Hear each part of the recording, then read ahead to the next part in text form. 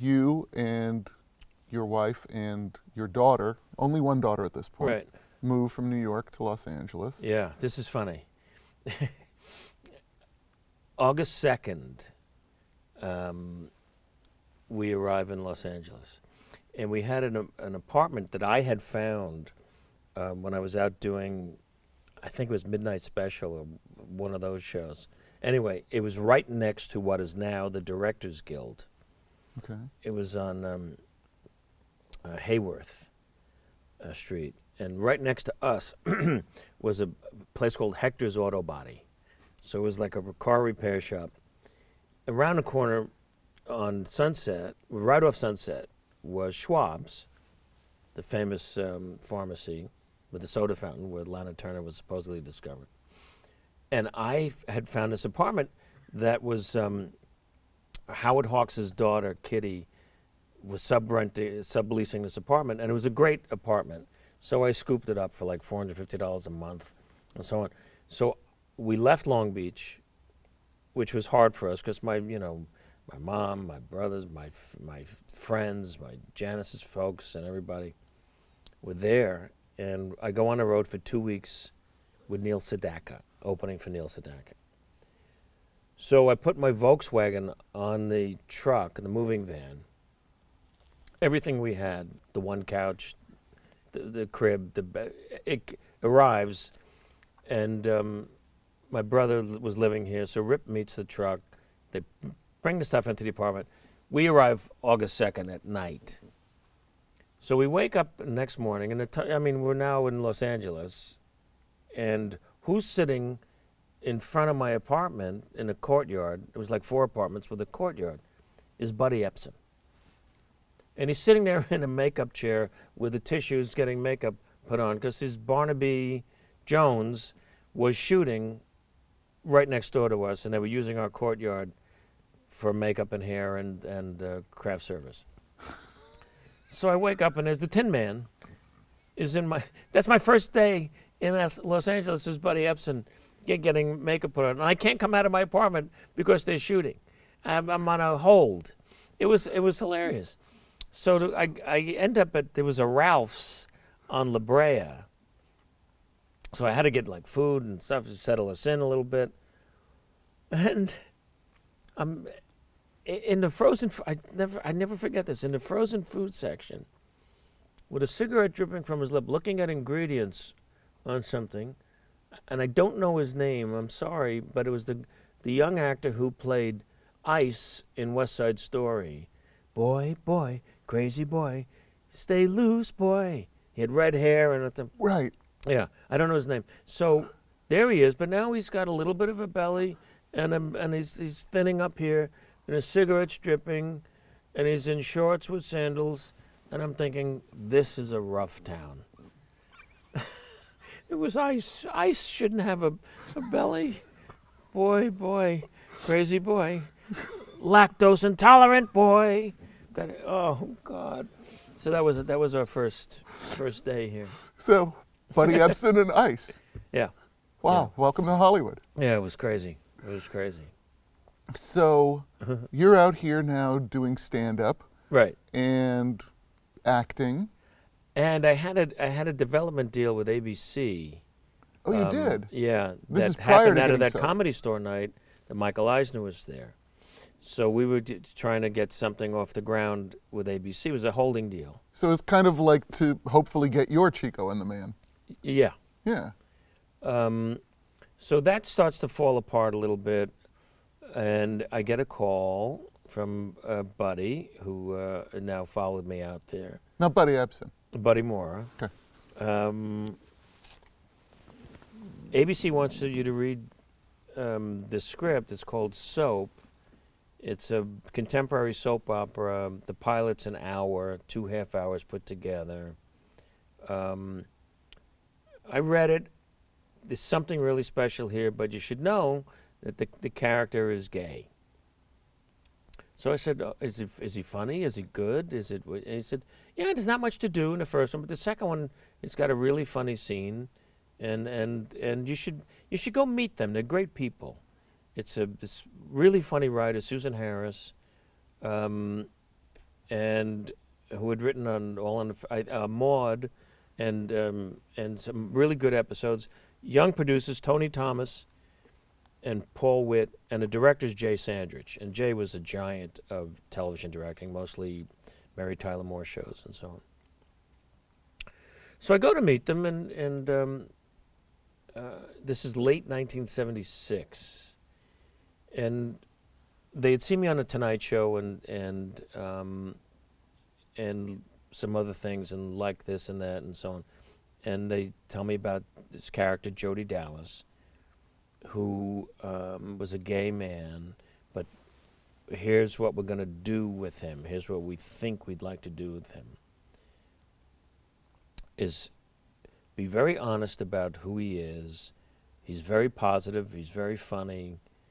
But we think that there's a long life for this character. And they talked about that he had a relationship with a professional football quarterback, and that we thought he was a television director, did commercials and things like that. So that was an interesting world. But the most important thing was, if we did it right, we could make a change in the way that gay people were looked at on television. And maybe if that worked the way we think it can work, that it's a very positive thing for the world, basically. So I listened really hard, and I read a few things. It was an audition. The part was mine if I wanted it. Wow. So I thought about it a lot and said, it was a different America then. It was very different. This is 41 years ago. Right. And there'd never been a recurring gay character or lead character in a series. And I thought, well, if I could do this right, that would have, it's important, or should I wait, or should I do it? Did I that? And I so trusted the creative group that I said, okay, I'll do it. Now, in the first half hour, I have one line. It's a scene I'm at the breakfast table. Richard Mulligan, who was a genius, who I loved dearly, playing my stepfather, who was very anti-gay, didn't understand it, always a crude remark, someone in character. And my brother, Ted Wass, who just didn't believe I was, just thought I was just being silly. And he was very protective of me. He was like the tough guy character. And Jody had one line and one little bit of business where he's having breakfast, and Bert came in and said, "Oh, you having Fruit Loops?" So how apropos, it's the jokes like that.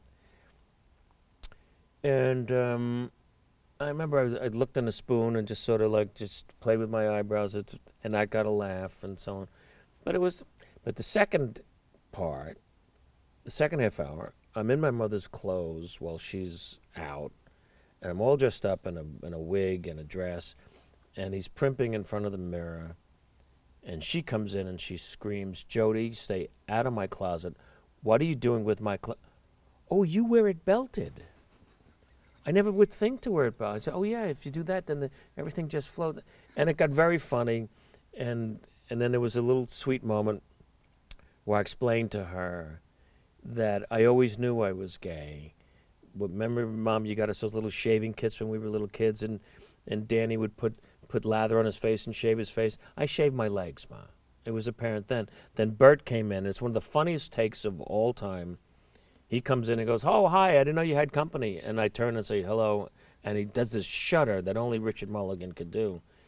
And it just stopped the show cold. And that was sort of the reason why I said yes to doing the show. And then from there on, the character changed. What Susan wrote initially was more a stereotype. It was more of a, it wasn't as honest as it could be, and I was uncomfortable with it. And the more I put myself into the part and loosened up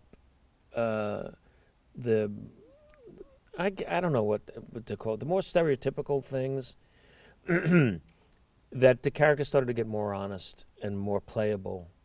And I thought really, I enjoyed finding him. And it was really hard, though, Dan, because there were shows where Bob Seagren played my boyfriend.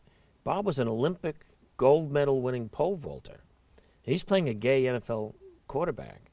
And Bob was a very handsome guy. And we had scenes where we told each other we loved each other. And you could, in front of a live audience, and I could feel them laughing and squirming Right. in their seats. And at some points I wanted to stop and go, what is your problem? Do you folks have a problem? To the audience. It was getting at me that they just weren't, laughing at us and not, we made them nervous. Right. Yeah, it was one of the things I wanted to ask you, because obviously it's clear that the gravity of playing this character, a gay character in primetime network television, you felt that. You felt that there was some responsibility that came with that. How was Jody received generally? I mean, what was your awareness of how Jody was Well, received? there was, from the general audience, great. There was some gay groups that were upset that he was on a stereotype and so on, and we corrected that. I felt it, and we made him more real. And the proof of it was, as we went on, he gets jilted at the altar. He has a one-night thing with this woman, which ends up producing a baby, and he decides to do the honorable thing and marry her. He was confused. Now that was fun stuff to play, because it felt like that was a good way to have him eventually come to terms with who he was. And when they had the baby, they did a poll, and the America in this poll wanted Jody to have the baby. And I thought that was the victory. I thought that was the big thing, was that they trusted a gay man with a child in this poll that ABC did at the time. So it was difficult. Not in the studio. Everyone was great. It was the world was remarking about this guy. And even if it was favorable, it still was, oh, there's the gay guy from... It was always a label that was a little uncomfortable at the time, to go through. Because, again, it was 40 years ago. It was really different. I was really proud of what we did on the show. And it was during that show that the run of it, that Bob Guillaume and I became very close. And Bob Who played Benson. Yeah. Who was the out-and-out runaway star of the show, and spun off to do his own show, and he left us. And Bob was a very proud African-American man. And we had lunch one day, and I said, he was always meet me in the parking lot when we pulled up to go to work, and he'd look at me and go, "You're still here, huh?" We had this funny little, "You're still here?" And we were talking, and I said, we're both playing minorities. We're both minorities in this. I said, we both have responsibilities in this. And you're playing, this really funny, wisecracking guy, but he is a butler, and he works for the white man. And I'm a gay man who, we have a lot in common here. And that discussion with him was very powerful for both of us. And it was at that point, after that, when we would do scenes in front of a live audience, and some of them were, I sometimes had difficult material to navigate. He'd be the first one over to the set when I'd come off after finishing a scene to say, "Good job." And that forever bonded us because of what I said to him. I said, we're both minorities in this. It was for me a place to develop acting. Sitcom acting is not the best place to learn acting, because you're very aware of the cameras, and you start to see if the red light's on, then you act. But you have to. So I was around Mulligan, Catherine Hellman, Catherine Damon, Bob Mandan, Guillaume, and then later Roscoe Lee Brown. Right. Who came in to replace Guillaume. Yeah, and all the rest of the people, and Ted Wass, who later became a really good television director, and all the guest stars that we had come in. Their tutelage and their skill was really like auditing a great acting class, and I learned from all of them. Well, I wanted to talk about a specific episode, Billy, that has just personally stayed with me since I watched it when it was first broadcast. I watched it with my dad, who was a huge fan of yours in the show, and that was Jodi's suicide attempt. Right. In the scene in the hospital with Harold Gould. Yeah. Yeah. Did you talk about that, shooting that particular episode? Jodi was confused. He thought at one point, I'll change sexes. So, like, again, it was the writing. This is what the Bible of it was. So it's nothing I was totally comfortable with or that I understood at the time. About becoming a woman, but that wasn't in our lexicon. Transgender was not in our world 41 years ago. So I had a tough time with it anyway. So he tries to take himself out, swallows a bunch of pills, as I recall, and excuse me. And he wakes up in a hospital with a older man in the room with him who was played by Harold Gould. And Jodi looks like he's just sort of weak, and Harold makes a speech about clinging to something, staying alive, and loving something, and you may not have love now, but you will, as Jodi's eyes closed, and that was the cliffhanger for the episode, right, as I remember. Yeah. And you didn't know, did Jodi die? And no, it was show 9. I'm not going anywhere. It was, but the show took those chances. But there was something beautiful in the performance there. It's very subtle, but it's really some masterful acting, Billy, because in that moment, there's a smile from Jodi that my dad and I connected to, and we were like, he wants to live. Mm-hmm. He found something in this speech from Harold Gould that made the character want to live.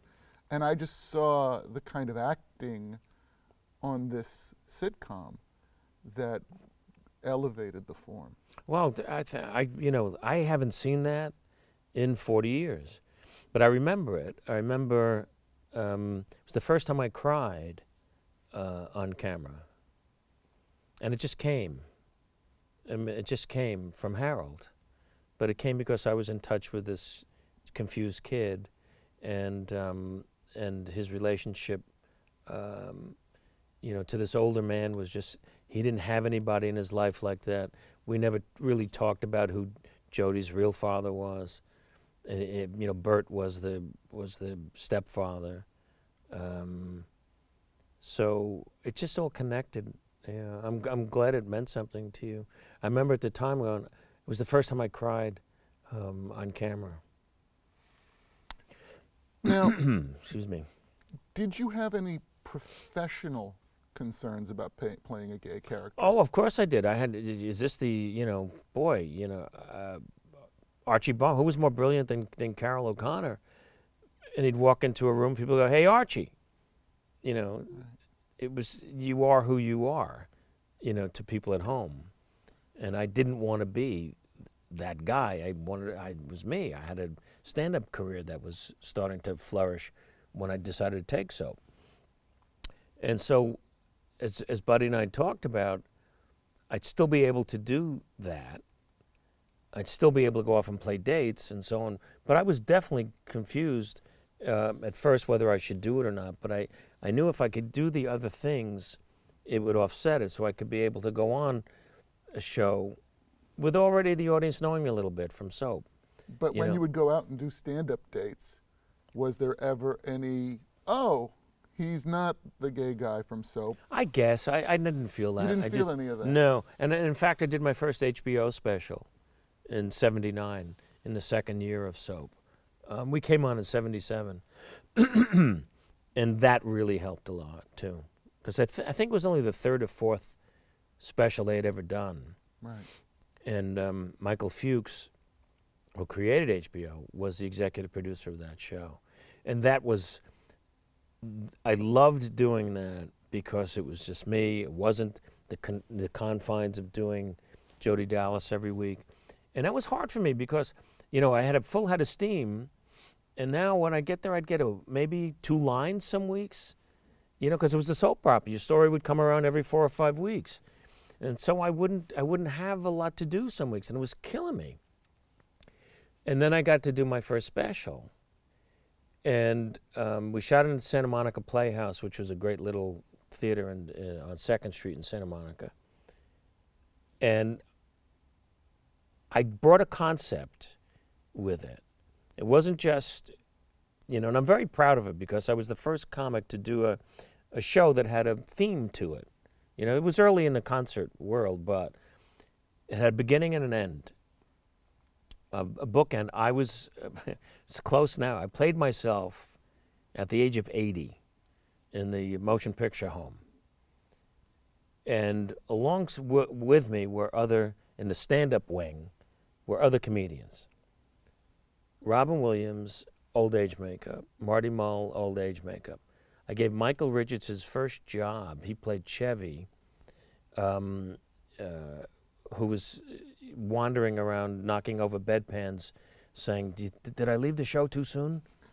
And a guy who played Steve Martin, who looked just like Steve, he was a lookalike. And the suit was bad looking, the tie was loose, the arrow was just, everybody was old. Jimmy Brogan, who later would become one of the head writers on The Tonight Show with Jay, played a young guy interviewing me about my HBO special, which had happened 40 years earlier. So the special became a flashback. Right. And it worked out really well. And I had one guest on the show, Muhammad Ali, surprises the audience and walks out on stage. And I got him to do Cosell, and I did him. And we interviewed and it was really funny. And nobody could believe that he was there.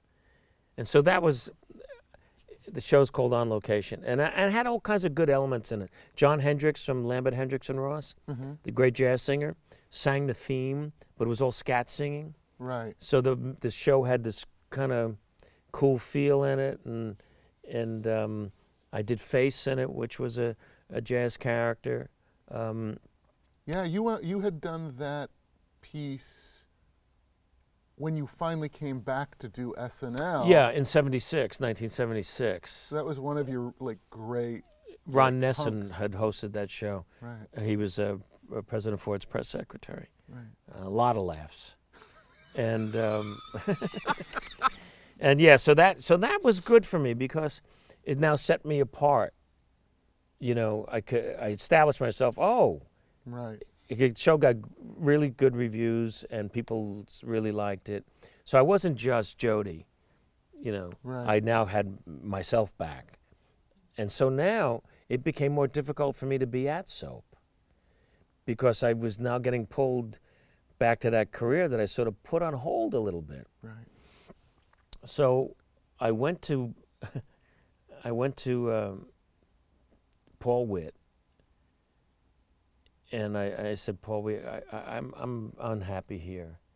I'm here. I get a line a week or 2 lines a week and so on. What can we do? I'm not asking for more, you know, because the stories are what they are. But could I not be here when I only have a line? Is there a way to write me out without hurting the storylines? If I'm just in the background, I might as well be an extra. So you can go off and you can. So I can do with my date. I can do dates and do something like that. Right. So this is so surreal. Behind him is a fish tank, but it's filled with sand, and there's little plants and stuff in it, but it's mostly sand. And then what emerges from the plants is a tarantula the size of my hand, who was the star of an ABC movie of the week. I think it was called Tarantula with an exclamation point. And the person who cast it was Linda Otto, who was the casting director for Soap, and she gave Paul this tarantula as a present. So right behind him is this tarantula. Right. So I'm sitting there, and I'm very nervous.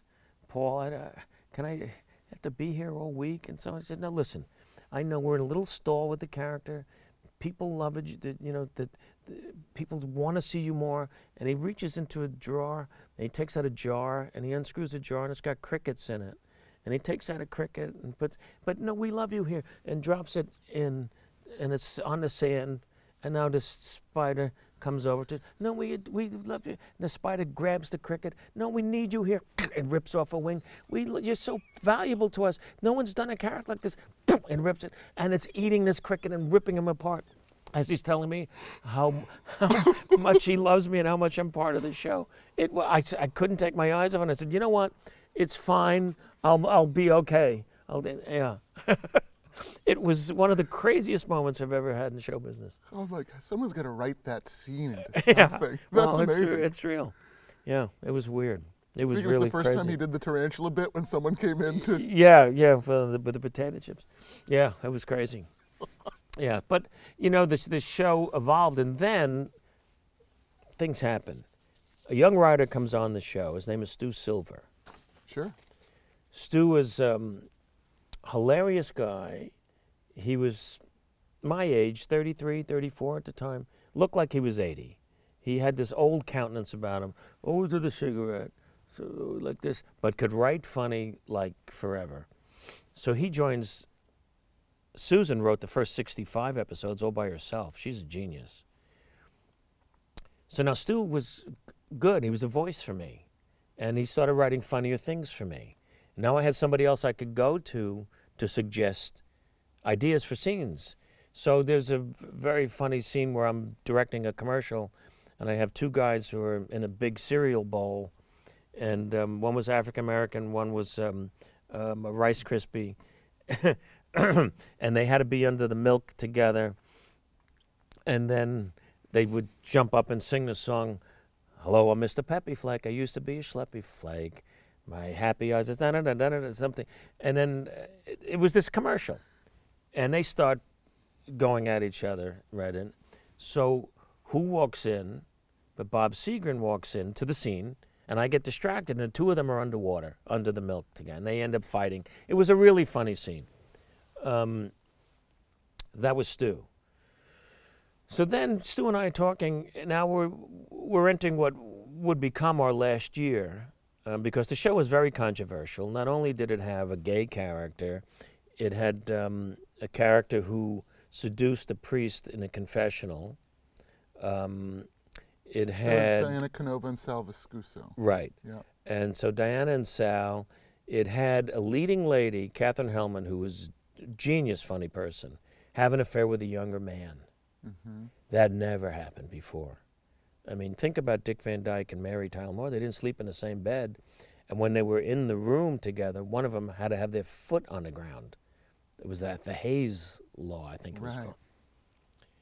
So we come up with an idea that Jody is confused about his sexuality. He's now had a couple of one-night stands with women, and in addition to his, you know, the men he was also with. And he goes to a hypnotherapist, and they contacts another soul inside his body, who was this older Jewish man. And then I get stuck. I can't get out of the other character. So now I had like 3 weeks of being Mel Brooks. I played this old guy, Julius, who was my grandfather's name, and it was funny because here was this 35-year-old guy who acted like a old Jewish guy. And is this your idea, Stu's Yeah, it was idea? my idea. It was Stu, and we wrote it together. And you named it for your grandfather. Yeah. So it got very funny. Having a scene. It's my favorite scene in the show of the 4 years. A scene with my mother, who's confused about her marriage to Bert, that's falling apart, and I tell her, "It's a test. That's all. It's just a test. God tests, you know. My first wife, how am I remembering this? A redhead. She got raped by Cossacks, but since she had a face like a halibut, it was more of a test for the Cossacks. That was one of the jokes. It was something like that, and it got to be really funny. And then the show got canceled. With 4 years, 94 episodes. Wow. The last year we went on without any sponsorship because it was so controversial. Really? Yeah, so the ABC carried us for that last year, yeah. Were you aware of any struggles throughout the show between the producers and the network's standards Constantly. and practices? Constantly. They were constantly there. And it was, you know, once we lost Bob, too, and Guillaume went to do Benson, a big heart of the show went with it. Roscoe was great, but Benson was Benson, you know. So and it was a tense set because you had a lot of egos, a lot of actors, and not enough lines to go around for 23 minutes of primetime comedy. So that was a challenge, was getting enough to do. But as I look back on it, I'm really proud of what we did. I'm really proud that we hit some moments that had never been done before.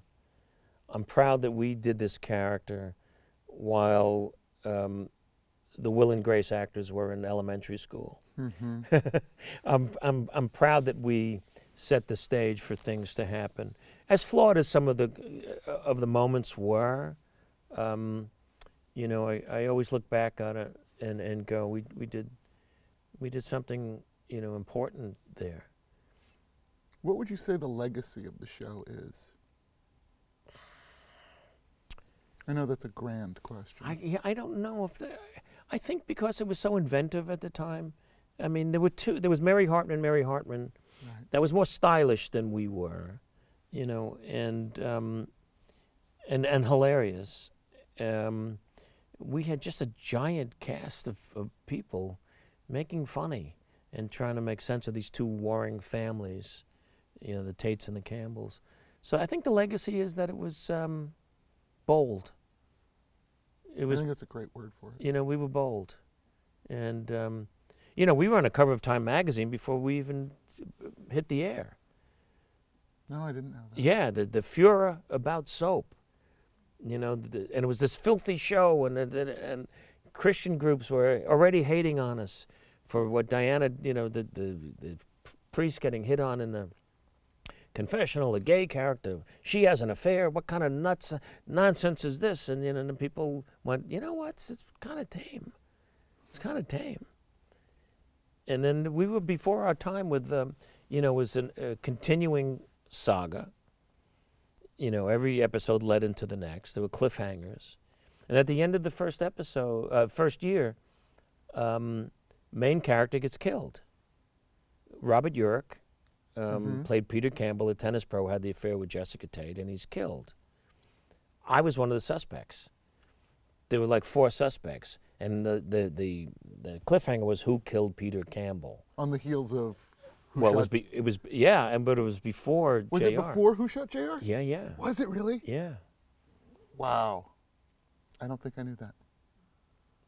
That's amazing. Yeah. It's really smart. Yeah. I mean, that really upends all the conventions of the half-hour sitcom. Well, it form. really did, and it was lit differently. The sets were great, and you had Jay Sandrich, who was I still see on occasion, who I love, and he helped me a lot, finding the truth in moments. It wasn't mechanical. It wasn't take 1, take 2, 4-camera setup. He really directed, and you know, I was very fortunate at being thrown into the lake with that amazing group of people. All right, so not too long after the end of Soap, Saturday Night Live kind of finds its way back into your life. Something before that. Oh, is there something that we should hit before that? Sure. What's that? I had my own variety show. That's right. on NBC. Soap was canceled in 1980. Okay. Brandon Tartikoff, who was the head of NBC, and a wonderful guy, a very funny young creative talent running the network, comes to me with the thought of doing a variety show. So we make a deal for 6 shows called the Billy Crystal Comedy Hour. And it was going to be, we were coming on in the summer and see how it went. We would do 6 shows.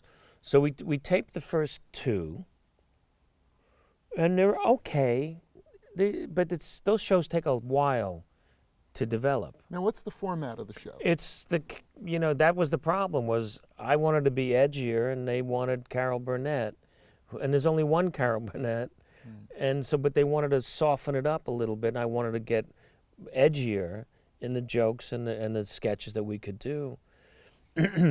So we taped the first 2,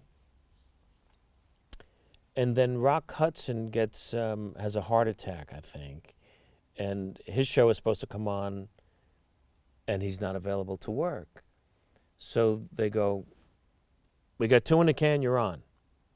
So from a week of promotion, with no, fanfare, we come on Saturday nights at opposite Fantasy Island and Love Boat. Wow. 2 Monsters on ABC. So show gets good reviews, and 2 shows there, nobody's watching because of the Fantasy Island Love Boat thing, and we get canceled after 2. They aired 5 of the 6, or 6 of them, whatever it was, and that really hurt. Now, the one thing I know that you did in this show that preceded you going to SNL is I know you did Fernando for your variety show, right? Yes, but Fernando really started in my second HBO special. Right. Talk about Fernando, because for people seeing this, I mean, the cultural resonance of you doing this character and who Fernando Lamas was, just go. Okay. Take us well, being through a big the fan shower. of The Tonight Show, I used to love when an actor named Fernando Lamas would come on. He was Esther Williams' husband. He was a Latin lover. He was a very smooth, very handsome, always tan, perfect gray hair, the blazer, the shoes, the no socks, the whole thing. He was just, and when I would come on with Johnny, he was nothing but suave. And he always made me laugh. It just made me laugh. And he was very charming. John, it was good to see you. You look marvelous, John. You look so marvelous. And I started making, this guy's hilarious. So I just was doing cabaret in Summerstock in Ohio, and with Donna McKechnie. And in the lobby of the hotel every morning was a local television show. And he did the show from a booth in the dining room, in the coffee shop.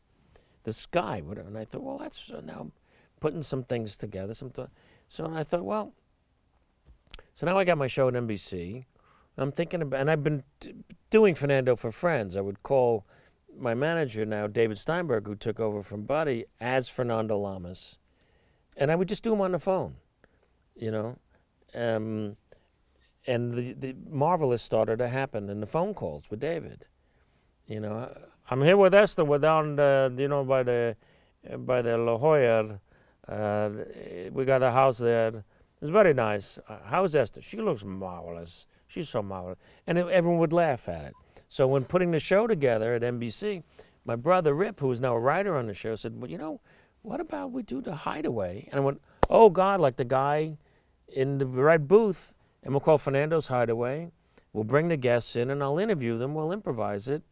And that's what we did. So that's where Fernando got his real start. And those pieces were wholly improvised. Improvised, yeah. The first people I did was Robert Urich and Morgan Fairchild. Okay. I remember saying to her how marvelous she looked, and Bob, how do you stay in shape so you can stay inside your clothes?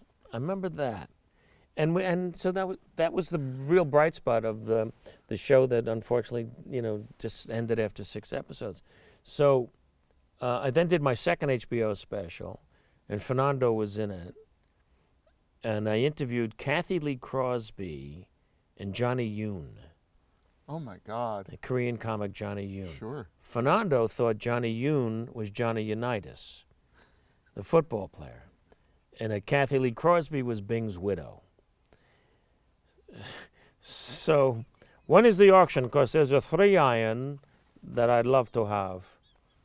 And Johnny Yoon, I was talking about number 19 in the high top shoes. He says, "No, I'm not. I'm Johnny Yoon. I'm not a football player. I'm Korean comic." Oh.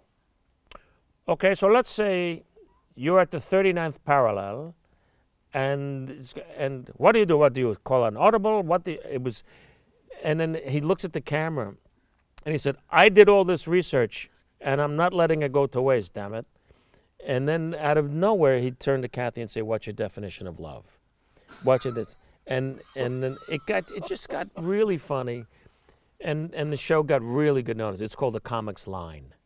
And in it, I also played a comedian named Buddy Young Jr., who would later become Mr. Saturday Night. Right. It was like a chorus line, and I played different people auditioning for the show, and I was the last one to audition, and I did the show as an audition. Again, it had a beginning and an ending. So Which was really inventive for these HBO specials, which were mostly get a comedian on stage, big venue, they do an hour of stand-up, thank you, good night. Yeah. This one had a story in it and a video. I played, I looked like Adam Ant, so we did this, it was a very funny rock and roll video called We Need Jokes that opened the show. There was a lot of elements in that. It's a very inventive show. I did a piece with sound effects.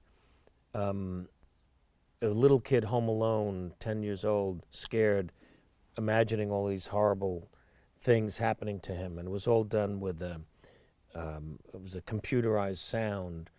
So when I moved, things happened as footsteps. It was very Ernie Kovacs-y, all the stuff I had seen. I'm like my grandfather. You don't throw anything away, and and I really loved that show in particular.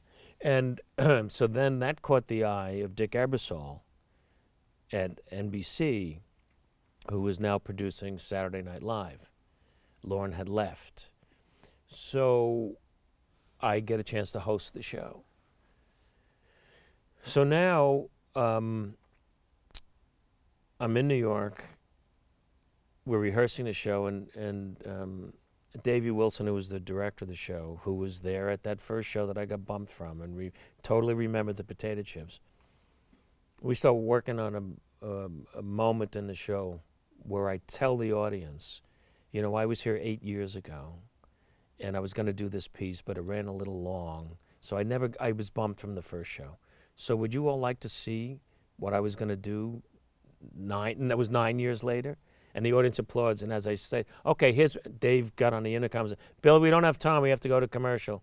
"All right, we'll be right back." And it was really funny, but I had the best time. I had a great time. Al Jarreau was a musical guest. A lot of funny sketches. It was the St. Patrick's Day show. And I felt like I was where I was supposed to be. All the years earlier at Soap, they were great and served a purpose.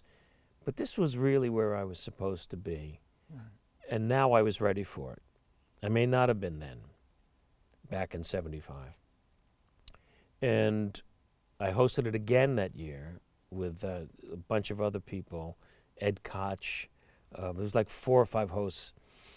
And it went very well. And then that summer, Dick calls me and says, "Listen, if I could get Chris Guest, Marty Short, and Harry to come, would you be a regular on the show?" And I thought about it for at least 2 seconds and said yes. I said, "But I think it'd be the right thing." So even though you have this bigger career where you have your own HBO specials, you've had, a pretty big part on a very popular sitcom, you've hosted SNL. I don't think anybody went from host to cast member ever, before or since. Alec Baldwin, I'm guessing, if you could consider him a cast member for the Trump stuff. I mean, As great as that is. yeah, I mean. I don't know. Maybe. But you felt like. I thought it was the right move. Wow. I thought, here I was 37 years old now. Right. And I didn't have the career I really wanted to have, as good as everything was. I still felt that was the missing piece on a national basis. Every week, where I played one character on soap for 4 years, I could play 4 characters every show. And so we moved to New York. Marty came, Chris came, Harry came. And I think, we really energized the show in a different way. We were veteran performers, all of us, very skilled, left from the previous cast was Julia, Louis Dreyfus, and Mary Gross, Rich Hall, really funny, Jim Belushi, and Pamela Stevenson was also added to the cast, English comedian. And we had different sensibilities about us. The only drugs we did was Maalox. And where's my drummer? And so our sensibilities were different. Our film pieces were different. There were so many pieces that people still remember to this day, all these years later. Synchronized Swimming. The Minkman Brothers. The Minkman Brothers, which was a parody of 60 Minutes. Chris and I were these novelty jokesters, Alan Herb Minkman. Chris and I did a thing. We played 2 Negro League baseball players in a film called Ball Players. That was quite a beautiful tribute to the Negro Leagues. And then some of the funnier pieces, the sketches were great. But what broke loose was Fernando. Fernando became dangerous because it was all improvised. So the host was in the firing line. And so at center stage, the Fernando set would come out, the Hideaway would come out, and the audience could see the cue card guys go away. There was no cue cards. Wow. There was no prompter. There was no nothing. I'd walk out, they'd cheer him in the outfit, and then whoever was in the Hideaway was in the Hideaway. So we had Ringo and Starr and Barbara Bach. Boy, that Beatle thing really took off, didn't it? Do you get residuals from that? I remember Hulk Hogan and Mr. T. Hulk Hogan, Mr. T. What are your plans for Passover? Do you go to the in-laws? What do you do? And then, I think is my favorite moment, Barry Manilow was scheduled to be in the Hideaway. He was performing at Radio City, which is right across the street from 30 Rock. At 11 o'clock, after his show ends, we get a message he's not coming. He's too scared to be in the Hideaway. Doesn't want to be goofed on, and what it doesn't come. Dick says, what are we going to do? So there was a very large man on our staff named Bobby Ferraccio. Bobby was used to drive the crane with the microphone, the boom, so he would drive it around the set, and he was a huge guy.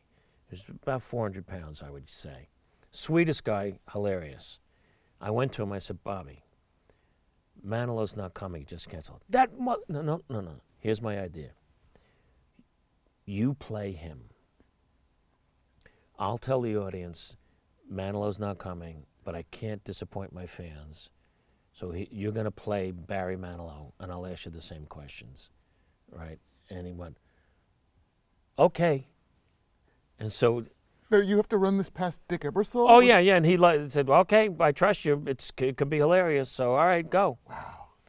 So I tell the audience, Barry Manilow is not coming. These big stars who don't show up has got to stop. But I promise you this, my friends, and you know who you are, that I will do a Barry Manilow interview. A few minutes ago, one of our crew members agreed to play his part. So please welcome Mr. Barry Manilow.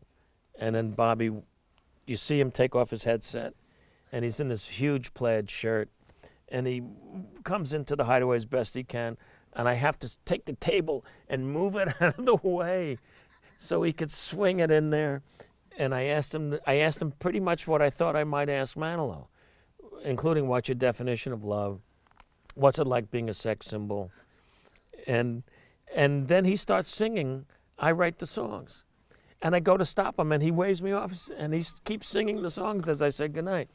And that's what live television should be. Dangerous, spontaneous, and if you can have a moment to do it, then do it. And if it works, great. And if it doesn't, you still did it, and it was live. To me, that was my favorite moment on the whole year. Wow. And I mean, you know, the catchphrase and just the Fernando mania just kind of like took over. Every place was "You Look Marvelous." I still get it. I still get it all these years later. And it was said to me by so many people. Henry Kissinger on a Concorde. I ended up sitting next to Dr. Kissinger. When I sat next to him, he goes, "You look marvelous. You look marvelous." Ted Kennedy in the Senate, when Robin and Whoopi and I went there for comic relief, you look marvelous. It was all over the place. I'm sure everyone says it like it's the first time anyone's thought to do that to you. Yeah, to this day. Like, I did it. No one, I'm smarter. Yeah. And when did you start with the "it's better to look good than to feel good"? He actually said that. No. Yeah.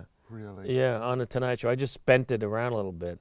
Well, you know, John, I'd rather look good than feel good. You know that. And I just made it. It's better to look good than feel good. He actually said that. And this, of course, led to your Grammy-nominated comedy album, Marvelous. Yeah, that, and then I got nominated for an Emmy. The first time that happened for me, from my year on SNL. What did that mean to you? Everything. Wow. It was acceptance. It was, you know, after getting bumped from that first SNL in '75 and doing, you know, even saying, "Could I be a member of the cast?" And not happening. And now here it was, now I'm ready for it. And I was recognized for my work on the show, meant everything to me. And I didn't win, but I was there. And that was a breathtakingly painful night, only because of the anticipation of, and the person who presented the award was Dinah Shore. And I had a great relationship with her. I did her show a lot. I traveled with her to Israel and did shows with her there. And when she came out, Janice and I were holding hands and went, "It's an omen. It's an omen. It's Dinah." And when she opens the envelope after reading the nominees, and I got the biggest hand of the nominees, it felt like that moment in the Oscar, the movie The Oscar, when Frank Sinatra, they did. So it was George Hearn for Sweeney Todd on PBS. Right. And she smiled when she opened the envelope. And I went, it was ready to go. George Hearn, Sweeney Todd, and then the camera's on you, and you have to look like you're so happy it's not you. You know, that's the best acting I did that whole year. And yeah, but that was great. You know, a couple of other characters before we leave SNL. You've touched on Buddy Young Jr. You've touched on Fernando. One of the I'm going to two characters that I love personally, but one that we can't go forward without talking about is Sammy. Talk about doing Sammy Davis Jr. I was Sammy Davis Jr.'s opening act for a while. Greatest gig ever. You know, you're opening for history. You're opening for a museum of entertainment. I would come down at 5 o'clock. No, I didn't go on until 8 because I knew he was down in his dressing room. This is in Harrah's in Lake Tahoe.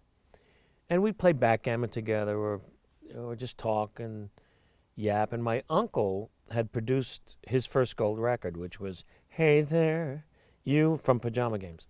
Pajama Game. So we had that in common. We could talk about that and so on. And I adored him because he was so cool. He was a Rat Packer. And it was Sammy.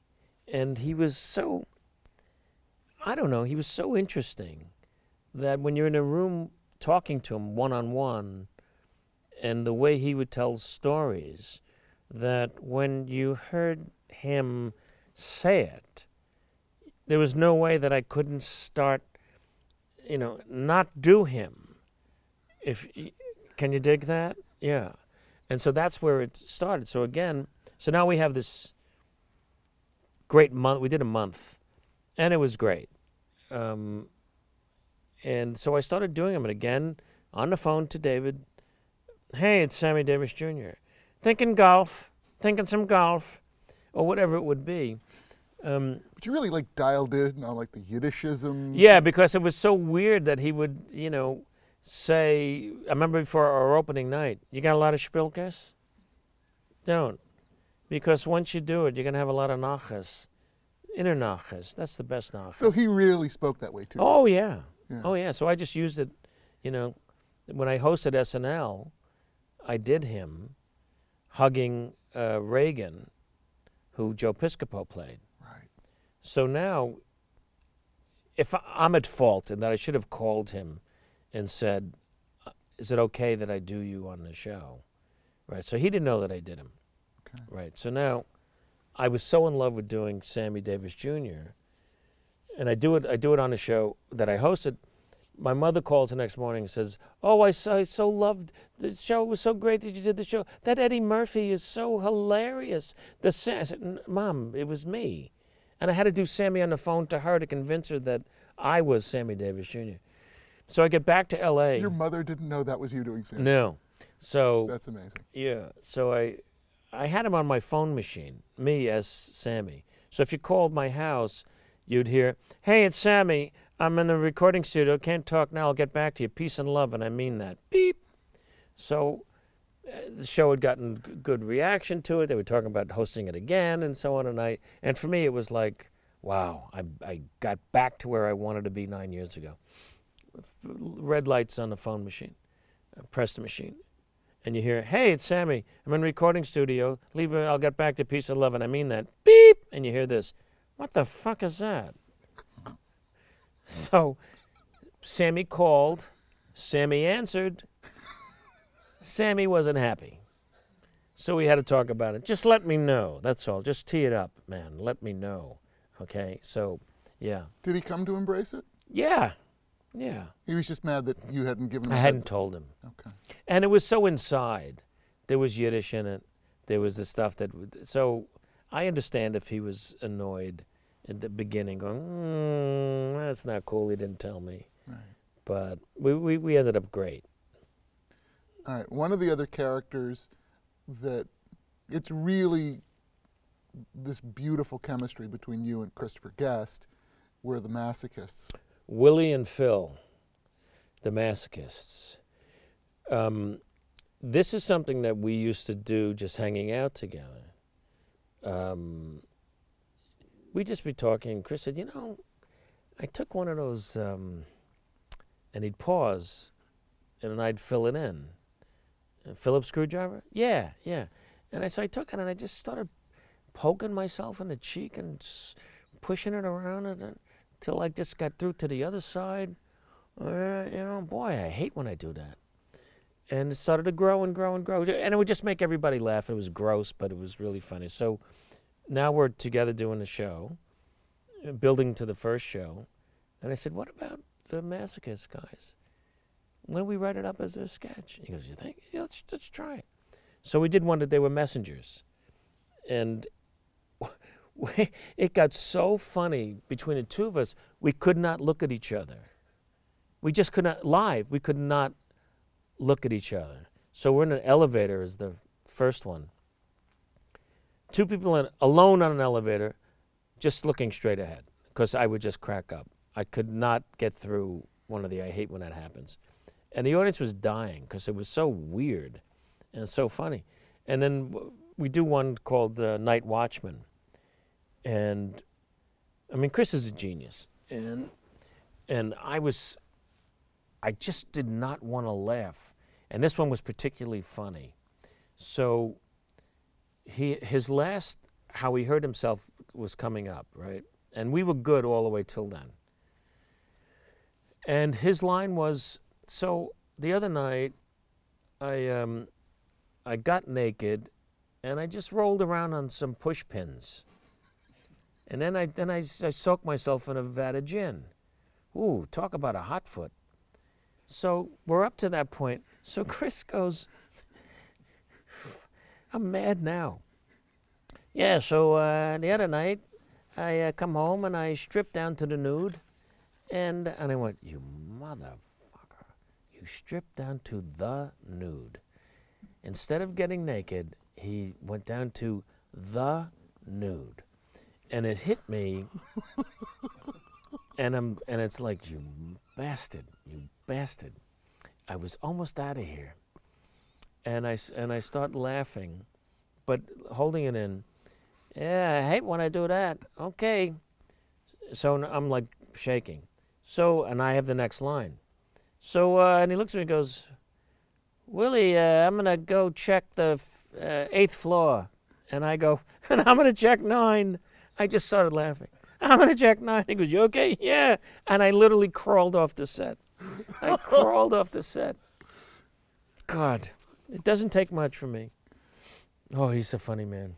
Now, how much improvising would you guys do, or did you try to stick pretty close? We had to stick to the thing.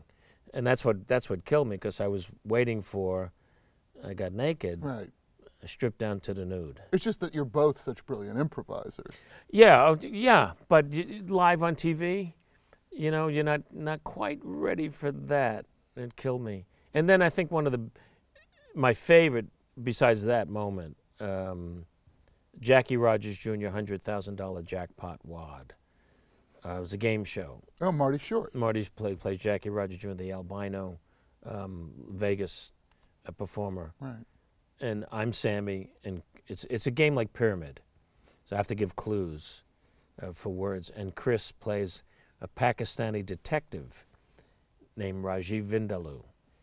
And it's truly hilarious. Yeah, no, I remember it well. Yeah, but that was a time, that was different. We were able to play people of color. You can't do that anymore.